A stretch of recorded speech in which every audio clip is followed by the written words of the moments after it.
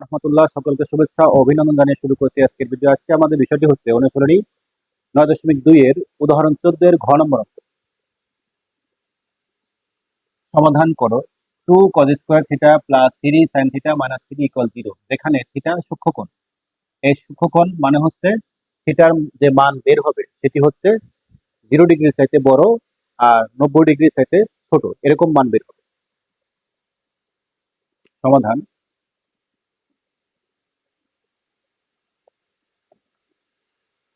2 cos square theta plus 3 sin theta minus 3 equal 0। এখানে আমরা 2 তারপর হচ্ছে cos স্কয়ার থিটা দেখতে পাচ্ছি। এই যে cos স্কয়ার থিটার সূত্র হচ্ছে 1 মাইনাস sin স্কয়ার থিটা। তাহলে আমরা লিখতে পারি 1 minus sin square theta plus এখানে হচ্ছে 3 sin থিটা মাইনাস 3 ইকুয়াল 0। এখানে আমরা এই যে সূত্রটা cos স্কয়ার থিটার সূত্র হচ্ছে cos square theta equal 1 minus sin square theta. খুবই সহজ একটি সূত্র, আমাদের এটি একটু মুখস্থ রাখবা যে cos square theta equal 1 minus sin square theta. এখানে বসিয়ে দিলাম সূত্রটি। এখন হচ্ছে এই যে 2 গুণ, এখানে গুণ হবে আর এখানে গুণ হবে, দুই অক্ষে 2 minus 2 sin square theta plus এটি হচ্ছে 3 sin থিটা মাইনাস 3 ইকুয়াল 0। এরপর হচ্ছে স্কয়ারের যে পার্ট সেটি আমরা আগে লিখবো। এখানে দেখতে পাচ্ছি যে মাইনাস 2 sin স্কয়ার থিটা, এই পার্টটা আমরা সামনে নিয়ে আসবো, এরপর লিখবো এটা, এরপরে আমরা সংখ্যাগুলো লিখবো। তাহলে minus 2 sin square theta plus 3 sin theta minus 3 equal, এখানে দেখতে পাচ্ছি মাইনাস 3 আর এখানে হচ্ছে প্লাস 2, আমরা যদি বিয়োগ করে দিই তাহলে হবে মাইনাস 1 ইকুয়াল 0।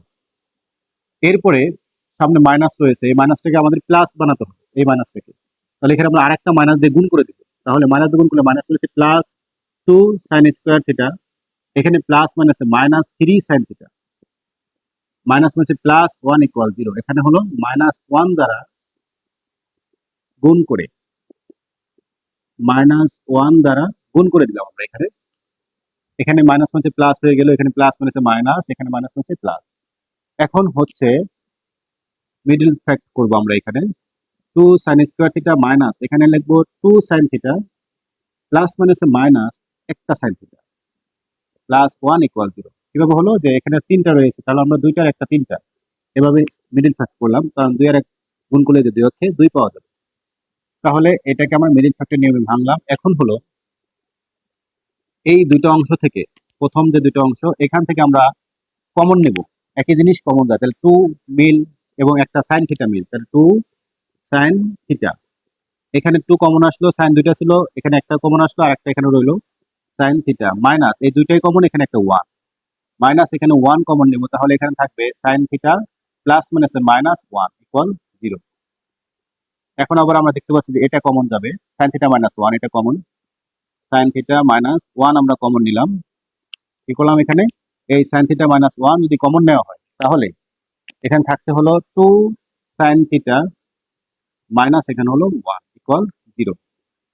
এখন আমরা লিখবো হয় sin থিটা মাইনাস 1 ইকুয়াল 0 বা sin থিটা ইকুয়াল এই মাইনাস 1 এর পাশে প্লাস 1 হবে। এরপরে বামে সাইন রয়েছে, আমরা ডান পাশে সাইন নিয়ে আসবো।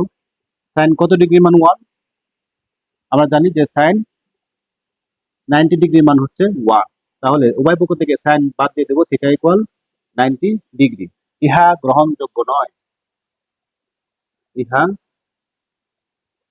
গ্রহণযোগ্য নয়। কেন? কারণ এখানে বলা হয়েছে থিটা সূক্ষ্মকোণ। সূক্ষ্মকোণ কথাটার মানে হচ্ছে থিটার মানটি বের হবে 0 ডিগ্রির চাইতে বড় আর 90 ডিগ্রি চাইতে ছোট। এখানে দেখতে পাচ্ছি যে থিটার যে মান সেটি হচ্ছে 90 ডিগ্রি, 90 ডিগ্রি, তার মানে এটা সূক্ষ্মকোণ নয়।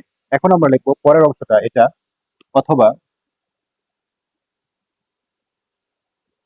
sin 2 sin theta minus 1, 2 sin theta minus 1 equal 0, বা 2 sin থিটা মাইনাস 1 এর পাশে প্লাস 1 হবে, sin theta equal 1 divided by 2। Sine theta equal sine 30 degree. এই মানটি হচ্ছে সাইন 3 ডিগ্রি মান 1/2। এখন আমরা সাইন সাইন বাদ দিয়ে দেবো, থিটা ইকুয়াল 30 ডিগ্রি, 30 ডিগ্রি। এটি হচ্ছে আমাদের নির্ণয় সমাধান, কারণ এটি হচ্ছে সূক্ষ্মকোণ, 0 ডিগ্রি থেকে বড় এবং 90 ডিগ্রি থেকে ছোট। এটি হচ্ছে সূক্ষ্মকোণ, এটি আমাদের অ্যান্সার, নির্ণয় সমাধান থিটা ইকুয়াল 30 ডিগ্রি। খুবই সহজ একটি সমাধান।